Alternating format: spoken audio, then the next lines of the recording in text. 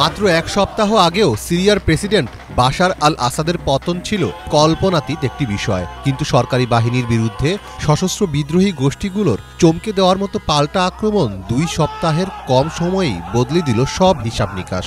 বাশার আল আসাদের পতনের মাধ্যমে সিরিয়ায় সূচনা হলো এক নতুন যুগের।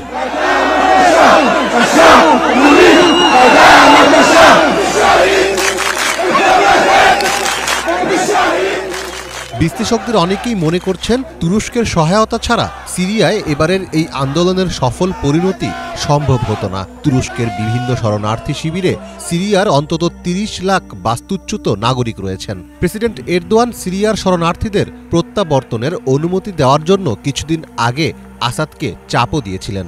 সিরীয় শরণার্থীরা তুরস্কের জন্য স্থানীয়ভাবে বেশ স্পর্শকাতর বিষয় হলেও আসাদ তাদের গ্রহণে অস্বীকৃতি জানিয়েছিলেন। ফলে এখন সেসব শরণার্থীর সিরিয়ায় ফিরে যাওয়ার প্রক্রিয়া সেরে ফেলার চেষ্টা চালাতে পারবেন এরদোয়ান।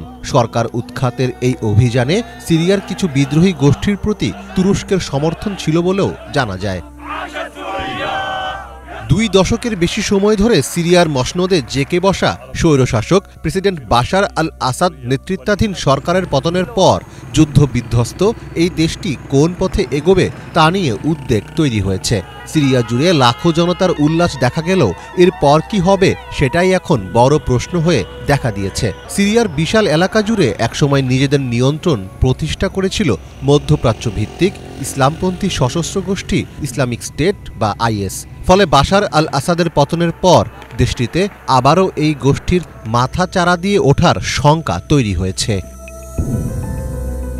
যুক্তরাষ্ট্রের ডারহাম ইউনিভার্সিটির শান্তি ও নিরাপত্তা বিভাগের অধ্যাপক রবার্ট গেস্ট পিনফোল্ডের মতে, মার্কিন যুক্তরাষ্ট্র সিরিয়ার পরিবর্তিত পরিস্থিতি থেকে দূরে থাকতে চাইলেও ওয়াশিংটনকে এই সংকটে টেনে আনতে পারে সিরিয়া। প্রেসিডেন্ট বাশার আল আসাদ নেতৃত্বাধীন সরকারের উৎখাত আন্দোলনে নেতৃত্ব দেওয়া সিরিয়ার ইসলামপন্থী সশস্ত্র গোষ্ঠী হায়াত তাহরির আল শামস বা এইচটিএসকে সন্ত্রাসী সংগঠনের তালিকাভুক্ত করেছে যুক্তরাষ্ট্র। শুধু তাই নয়, এইচটিএসের প্রধান আবু মোহাম্মদ আল জোলানির মাথার দাম $1 কোটি ঘোষণা করেছিল ওয়াশিংটন। আরব সোশ্যালিস্ট বাথ পার্টি 1963 সালে অভ্যুত্থানের মাধ্যমে সিরিয়ার রাষ্ট্রীয় ক্ষমতায় আসে।